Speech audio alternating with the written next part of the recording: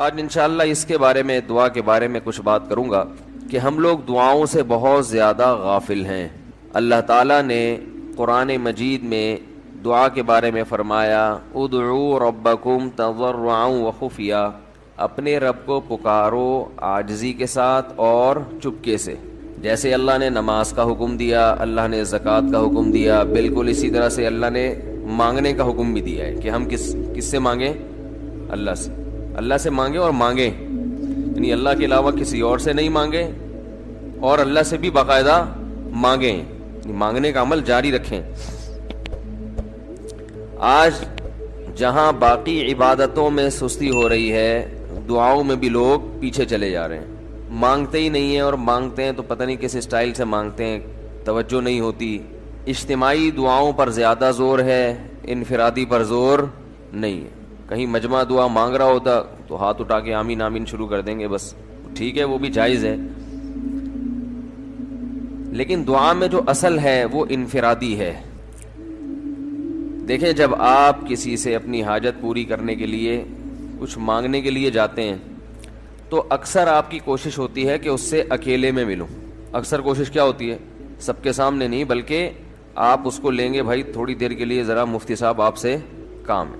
ایسا ہی ہوتا ہے نا، ذرا چھاؤں میں آ جائیں تھوڑی دیر کے لیے. لوگ کہتے ہیں نا، مفتی صاحب کہہ رہے ہیں بھائی یہیں پوچھ لو، کہہ رہے ہیں نہیں ذرا سائڈ پہ آ جائیں. تو سائڈ پہ جانے کے بعد پھر آپ کہتے ہیں یہ مسئلہ ہے، فلانا مسئلہ ہے، ڈمکانا مسئلہ ہے. تو سائڈ پہ لے جانے سے بعض دفعہ یہ بھی ہوتا ہے کہ سب کے سامنے آدمی اپنی بات نہیں لانا چاہ رہا ہوتا، اور بعض دفعہ یہ بھی ہوتا ہے کہ میں اپنی بات توجہ کے ساتھ سنا سکوں. تو دعا میں انسان، اللہ تو سب کی بات سنتا ہے، مجمع میں بھی اور تنہائی میں بھی، لیکن آپ دعا مانگنے میں جو آپ کی طبیعت لگے گی، توجہ سے مانگو گے، وہ تنہائی میں زیادہ شوق سے، زیادہ رغبت سے مانگ سکتے ہو. اجتماع میں ایسی رغبت اور ایسی شوق سے انسان دعا نہیں مانگ سکتا. تو انفرادی دعائیں ہی ختم ہوتی جا رہی ہیں. قرآن مجید میں اللہ تعالیٰ نے رمضان کی جو آیتیں ہیں ان آیتوں کے بعد ذکر کیا وَإِذَا سَأَلَكَ عِبَادِي عَنِّي فَإِنِّي قَرِيب، اے نبی ان سے کہہ دیجئے کہ جب یہ مجھ سے میرے بارے میں پوچھیں تو آپ ان کو بتا دیں کہ میں بہت قریب ہوں تمہارے. اجیب دعوت الداعی اذا دعان، جب کوئی پکارنے والا، دعا مانگنے والا مجھ سے دعا مانگے گا تو میں اس کی پکار کا جواب بولے بھائی، اس پکار کا جواب دوں گا. پکار کا جواب دینے کا مطلب کیا ہوتا ہے؟ قبول کروں گا اس کی دعا. جواب کا یہ مطلب نہیں کہ اچھا میں نے سن لیا چلو. ایک جواب تو یہ بھی ہوتا ہے نا، اچھا اب چپ ہو جا. ہم کسی کو پکار رہے ہوں، اگلا کہتے ہیں اچھا بھائی ٹھیک ہے پتہ چل گیا، اب چپ کر کے بیٹھ جاؤ آرام سے. تو اللہ تعالیٰ جب جواب دیتے ہیں تو کیا مطلب ہوتا ہے کہ اللہ تعالیٰ وہ دعا قبول کر رہے ہیں. ہم دعا کثرت سے مانگتے کیوں نہیں ہیں؟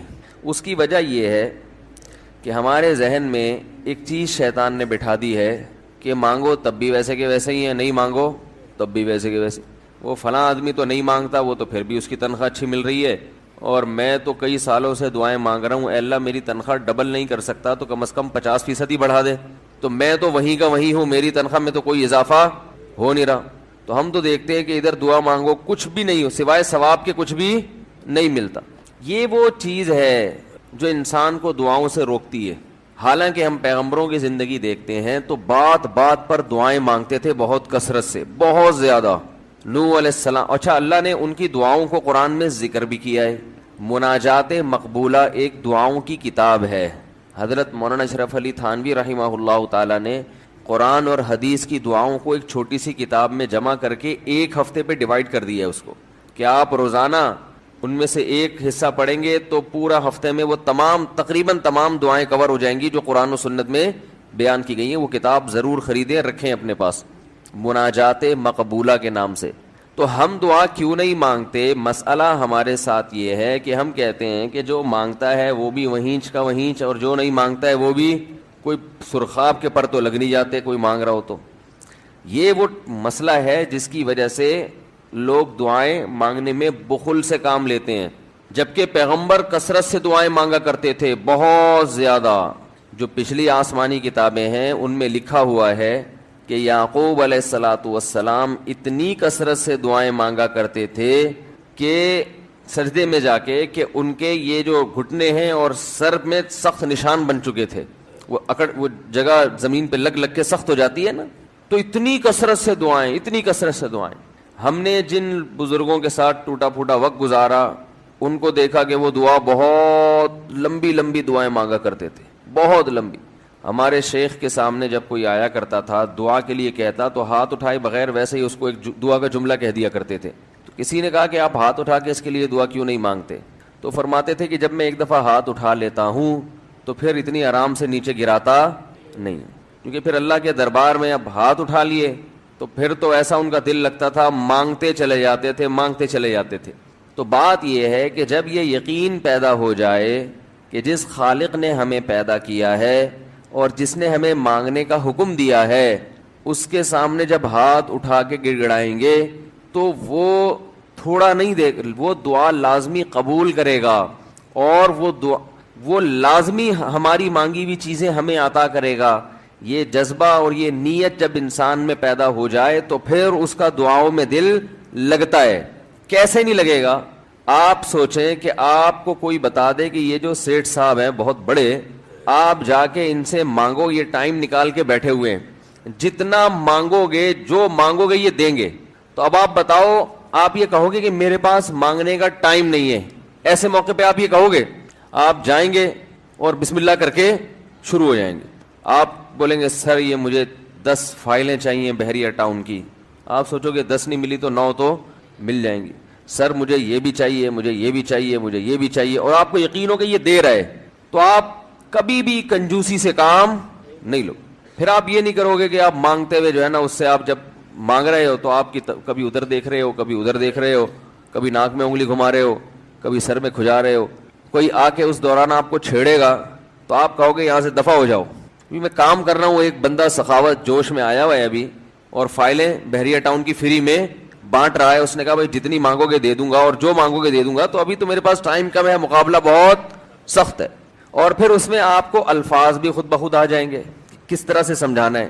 مختلف طریقوں سے آپ بات کو گھماؤ گے. سر پلیز آپ بات کو سمجھا کریں، میں آپ کے پاس آیا ہوں، آپ کو پتا ہے میں ادھر بھی جا سکتا تھا. وہ وسیم کباڑیا کا بزنس بھی آج کل بہت چل رہا ہے، میرے پرانے اچھے تعلقات ہیں، لیکن مجھے پتا تھا کہ آپ تو آپ ہیں، آپ جیسا سیٹ تو کوئی ہے ہی نہیں، اور ہر مشکل میں آپ نے میری مدد کی ہے. جو الفاظ بھی اس کی سخاوت کو ابھارنے والے ہوں گے وہ تمام آپ اس موقع پر اس کے اوپر انڈیل دو گے، پورا دیگچہ بھر کے اس کے اوپر ڈال دو گے آپ. تو اللہ سے جب مانگتا ہے انسان اور اس کو یقین ہو کہ اللہ میری دعا کو پورا کرے گا، تو اس یقین کے ساتھ جب دعا مانگی جاتی ہے تو اس کا اسٹائل کچھ اور ہوتا ہے. اور ایک فارمیلٹی پوری کرنے کے لیے دعا جب مانگی جاتی ہے جیسے کہ ہمارے ہاں ہو رہا ہے تو اس کا اسٹائل اور انداز کچھ اور ہوتا ہے. ہمارے ہاں دعا پڑھی جاتی ہے، مانگی نہیں جاتی. ربنا آتنا فی الدنیا حسنۃ وفی الآخرۃ حسنۃ وقنا عذاب النار آمین. اور کہ ربنا ظلمنا انفسنا وان لم تغفر لنا وترحمنا لنکونن من الخاسرین آمین. یہ دعا مانگی جا رہی ہے یا پڑھی جا رہی ہے؟ یہ تو پڑھی جا رہی ہے اور آمین بھی پڑھا جا رہا ہے اس پہ.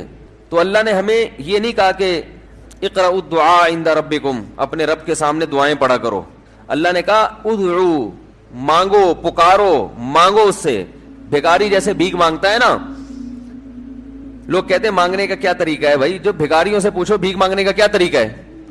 بھکاری اکثر ان پڑھ ہوتے ہیں، جو پڑھے لکھے بھکاری ہوتے ہیں پھر وہ IMF سے مانگتے ہیں، وہ چھوٹی موٹی چیزیں نہیں مانگتے. بھکاری اکثر کیا ہوتے ہیں؟ ان پڑھ، جن سے ہمارا صبح شام واسطہ پڑتا ہے.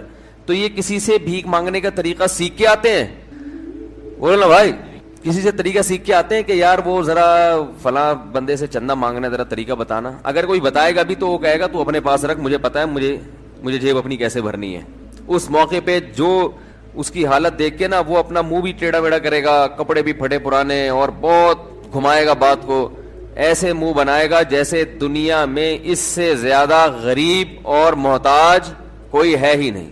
سحری پانی سے کی ہے میں نے، گھر میں بچے بھوک سے بلک رہے ہیں، ایسی کہانیاں سنائے گا، ایسی کہانیاں سنائے گا. تو یہی حال انسان کا ہے جب اسے پتا ہو کہ میرا رب جو مانگوں گا وہ دے گا مجھے، تو پھر اس کے بھیک مانگنے کا انداز اور جو دعا مانگنے کا اسٹائل ہے وہ خود بخود فطرت اسے سکھا دیتی ہے. خود بخود اس کے اندر الفاظ آنا شروع ہو جاتے ہیں کہ ایسے مانگنا چاہیے. لیکن پرابلم یہ ہے, مسئلہ یہ ہے کہ دل میں یہ بات بیٹھ چکی ہے کہ قبول نہیں ہو رہی. عجیب حدیث ہے, رسول اللہ صلی اللہ علیہ وسلم نے ارشاد فرمایا کہ اللہ بندے کی دعا قبول کرتے رہتے ہیں, وہ مانگتا رہتا ہے قبول ہوتی رہتی ہے, وہ مانگتا رہتا ہے قبول ہوتی رہتی ہے, یہاں تک کہ ایک وقت ایسا آتا ہے کہ بندہ یہ کہتا ہے کہ میں مانگ رہا ہوں, قبول تو ہو نہیں رہی. تو جب یہ کہتا ہے تو اس وقت قبول کرنا بند کر دیتے ہیں اللہ تعالیٰ. اللہ کہتے ہیں کہ اگر تو یہ سمجھ رہا ہے کہ قبول نہیں ہو رہی تو اب نہیں ہوگی. اب عجیب بات ہے یا نہیں ہے یہ حدیث؟ بھائی وہ بندہ کئی سال سے دعائیں مانگ رہا تھا اور پھر آخر میں آ کے کہتا ہے کہ قبول تو ہو نہیں رہی, تو ظاہر ہے کچھ نہیں ہو رہی ہوگی, تبھی تو کہہ رہا ہے نا. اس کو ایسا لگ رہا ہوگا کہ قبول نہیں ہو رہی. بھائی اس کو یہ لگ رہا ہوگا کہ نہیں, جو چیزیں مانگ رہا ہوں وہ تو مل نہیں رہی, تو تبھی تو وہ کہتا ہے کہ قبول نہیں ہو رہی. تو سوال پیدا ہوتا ہے پھر اللہ قبول کرنا بند کیوں کر دیتے ہیں؟ اللہ تعالیٰ جب دعائیں قبول کرتے ہیں تو اس کا انداز وہ نہیں ہوتا جیسے ایک عام انسان جب کسی کو بھیک دیتا ہے. ایک عام فقیر جب آپ کے پاس آئے گا, آپ سے بھیک مانگے گا, 100 روپے دے دو, 20 روپے دے دو, آپ اٹھا کے 100 نہیں تو 20, 10-20 تو پکڑا دیتے ہیں اس کو, تو وہ یہ سمجھتا ہے کہ میری دعا کیا ہو گئی؟ قبول. لیکن اللہ تعالیٰ اس طرح دعا نہیں قبول کرتے. اگر اللہ اس طرح سے دعائیں قبول کرنا شروع کر دیں تو پھر یہ معاملہ غیب کا نہیں رہے گا. ادھر آپ نے دعا مانگی, اے اللہ میرے کاروبار کو بڑھا دے, لیلۃ القدر میں رو کے دعا مانگی, اور صبح صادق کے وقت آپ کا فون آیا کہ آپ کا کنٹینر کسٹم والوں کے شر سے محفوظ ہو گیا ہے, سمجھ میں پاس ہو گیا وہ, اور آپ کی چیز ڈبل قیمت پہ بک گئی ہے. پھر آپ نے دعا مانگی, اے اللہ تیری رحمت اس وقت جوش میں آئی ہوئی ہے, تو ایسا کر میرا بچہ بھی پاس ہو جائے, اس کے نمبر اچھے آ جائیں. ادھر فون آیا کہ آپ کا بچہ پہلی پوزیشن سے کامیاب ہو گیا. پھر آپ نے کہا آج اللہ کی رحمت بہت جوش میں آئی ہوئی ہے, اے اللہ میری بیوی بھی ٹھیک ہو جائے. تو بیگم صاحبہ کا فوراً فون آ گیا کہ میں ٹھیک ہو گئی ہوں, ہے بھائی میں ٹھیک ہو گئی. اے اللہ ساس صاحبہ بہت دنوں سے آگے بیٹھی ہوئی ہیں, جانے کا نام نہیں لے رہی, فون آ گیا کہ میں چلی گئی ہوں. اس طرح سے اگر دعائیں قبول ہونا شروع ہو جائیں تو میرے بھائی پھر یہ سارے کافر, یہ سارے لبرل لوگ جو اللہ کو مانتے ہی نہیں ہیں, یہ دنیا کا ہر کام چھوڑ کے مصلی بچھا لیں گے اور دعاؤں کو فوکس کرنا شروع کر دیں گے. دعا قبول ہوتی ہے مگر اس شخص کی جو اللہ پر غیب پر ایمان رکھتا ہے, جسے دعا قبول ہوتی بھی نظر نہیں آتی مگر وہ یقین کرتا ہے کہ دعا قبول ہو رہی ہے. صرف اس شخص کی دعا قبول ہوتی ہے, اس کے علاوہ کسی کی قبول نہیں ہوتی. بہت مشکل ہے بھائی سمجھانا. دعا سب کی قبول ہوتی ہے کا مطلب پتہ ہے؟ سب کی مطلب ان سب کی کہ جو یہ یقین رکھتے ہیں کہ قبول ہوتی بھی نظر نہیں آ رہی پھر بھی قبول